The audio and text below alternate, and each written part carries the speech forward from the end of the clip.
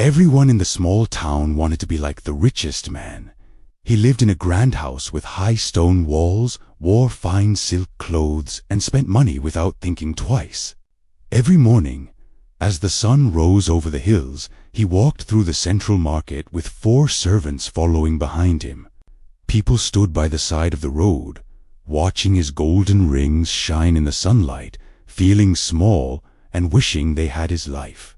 They believed that having money was the secret to complete happiness, and that looking rich was the highest goal a person could achieve. But near the quiet edge of the market lived a simple man, a quiet carpenter who earned very little money, yet always seemed calm, peaceful, and deeply content. One warm afternoon, the rich merchant stopped right in front of the carpenter's small wooden bench. He looked down at the carpenter's old leather shoes, tapped his heavy silver cane against the ground, and laughed out loud. He asked a sharp question that everyone in the market had secretly wondered about, a question that felt like a public challenge. If you understand money so well, why are you still poor?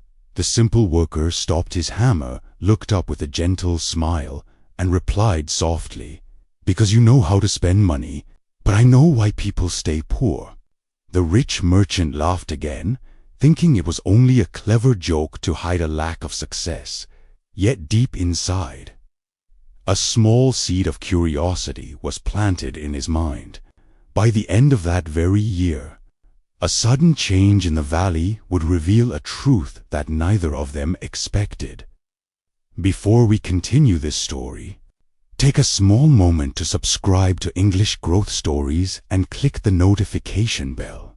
Every week, we share simple, powerful stories to help you improve your English listening and build a wiser, stronger mindset for your real life. Now, let us see what happened next. To understand why these 2 men saw the world so differently, we must look closely at how they spent their daily lives.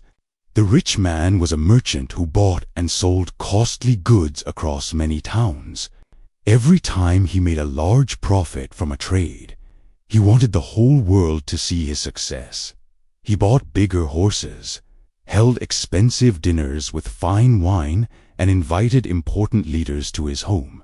He spent his money as fast as it came in, because he believed that looking wealthy was the exact same thing as being wealthy. When people cheered for him in the street, his heart felt proud and strong. But to keep that feeling alive, he had to keep spending more and more money every month. His lifestyle was like a huge fire. It burned brightly, but it needed constant wood just to stay alive. The simple worker lived in a completely different way. He worked as a carpenter, fixing wooden wheels and repairing old furniture for the local villagers. His daily earnings were small, yet he made a strict choice never to spend more than half of what he brought home. The rest of his money was saved inside a simple wooden box, or used to buy better tools that helped him work faster. When a rich merchant bought expensive wine, the simple carpenter saved enough to buy a small piece of land near the river. When the rich merchant bought new velvet cloaks, the carpenter bought 2 young fruit trees and planted them carefully in the dirt. People in the village often laughed at the carpenter, asking why he lived so simply when he worked so hard every day. They thought he was cheap or afraid to enjoy his life. But the carpenter only smiled, knowing that true comfort does not come from showing off to strangers. You see, many people confuse having money with understanding wealth. Income is simply the money that enters your hands today, but wealth is the security of the money you keep for tomorrow. The rich merchant had a very high income, but his monthly expenses were just as high. Every morning, he woke up with a heavy pressure on his shoulders, because if his trade stopped for even 1 month, his expensive lifestyle would collapse. He owned many beautiful things, but those things did not produce any new money. His grand house required constant repairs, His horses needed expensive food and his servants required high monthly wages. His money was constantly flowing away from him, like water leaking through a broken bucket. The simple carpenter, on the other hand, was quietly building assets step by step. An asset is anything you own that continues to put value or money back into your life over time, even when you are resting or sleeping. The small river land he bought was rented to a local farmer, who paid him a small amount of grain after every harvest.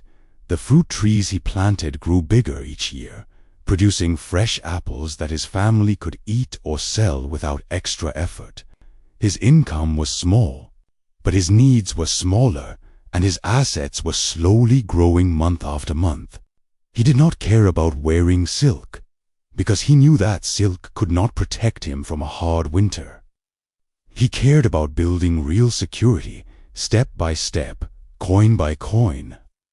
Months passed, and the season began to change across the valley.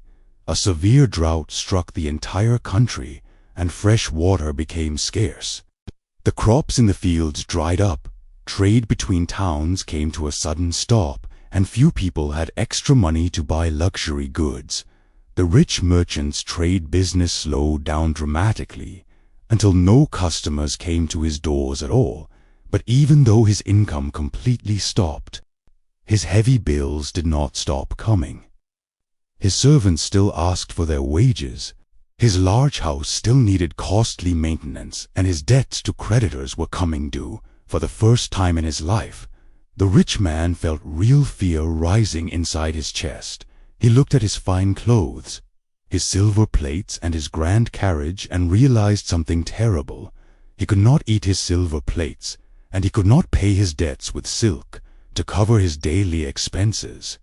He was forced to sell his fine possessions at very low prices. He sold his horses, he sold his carriage, and eventually he had to sell his large house just to survive. Within a few short months, the man who looked like the richest person in town was completely broken. One evening, as the sun was setting behind the dry hills, the former merchant walked slowly down the quiet dirt path toward the edge of the market. He had no fine clothes left, and his head was bowed in deep thought. As he passed the carpenter's small workshop, he saw something that stopped him in his tracks. The carpenter was sitting calmly outside his door with his family, eating a warm meal under the shade of his fruit trees. He was not rich in a flashy way, but he was safe, peaceful, and completely free from debt. He had grain from his land, fresh fruit from his trees, and enough savings in his wooden box to protect his family for years. The former merchant stood there in silence, looking at the simple worker with new eyes. The pride in his heart was completely gone, replaced by a deep realization. He walked closer, looked at the worker, and spoke in a soft, humble voice. "I spent my whole life learning how to look wealthy, but you spent your life learning how to become free." The carpenter stood up, offered the man a seat on his bench, and shared his warm meal with him. "Money is a tool, nothing more," the carpenter explained gently. "If you use it to impress other people, it will always leave your hands. But if you use it to buy your freedom, it will protect you for the rest of your life." That night, the former merchant learned the most valuable lesson of his entire life. He realized that real financial strength does not come from high income or expensive things. It comes from self-control, patience, and simple wisdom. True wealth is not about what you can buy today. It is about what you can build for tomorrow. In this story, we saw two completely different approaches to money and life. The merchant chased the appearance of wealth, living for the applause of others and spending every dollar he earned. The carpenter chased true financial freedom, living simply, saving consistently, and investing in things that grow over time. When hard times arrived, the difference between looking rich and being truly secure became clear to everyone. Now, let us reflect on what this story teaches us about our own lives. Wealth is built through small, quiet daily habits, not through grand displays or sudden luck. Controlling your spending, avoiding unnecessary debt, and placing your money into productive assets are the real keys to lasting peace. Think about your own daily choices and habits. Are you using your resources to impress people today, or are you building security for your future? Which path are you currently walking?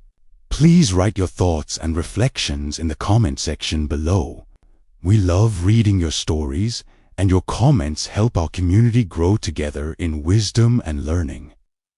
If you enjoyed this story and learned new English vocabulary today, please hit the like button, subscribe to the channel, and turn on the notification bell. Share this video with a friend who loves personal growth. Thank you for watching English Growth Stories. Keep learning, keep growing, and take care of your future, one small step at a time. See you in the next video.